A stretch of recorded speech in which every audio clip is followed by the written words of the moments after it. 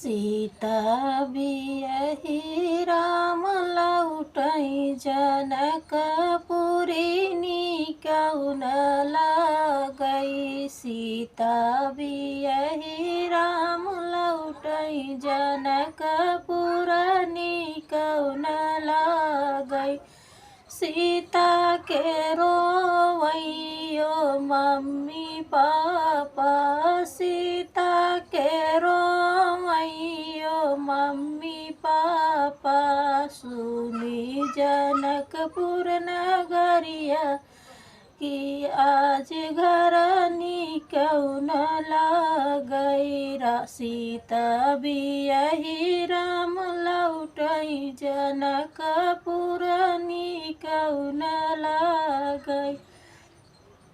सीता के रोवैयो चाची चाचा, सीता के रोवैयो चाची चाचा। सुन भई हमरउआ अंगनवा जनकपुर निकन लगई। सुन भई हमरउआ अंगनवा जनकपुर निकउन लगई।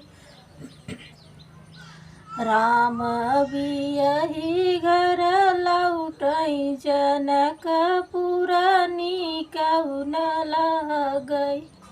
सीता के रोवैयो भाभी भैया, सीता के रोवैयो भाभी भैया।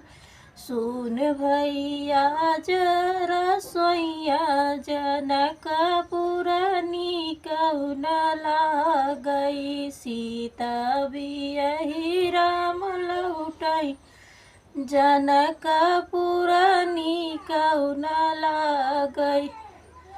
सीता के रोवई सखिया सहेलिया, सीता के रोवई सखिया सहेलिया। सुन भई हमरी फुलवरिया जनकपुर निकउन लगई। राम बियहि घर लौटई जनकपुर निकउन लगई।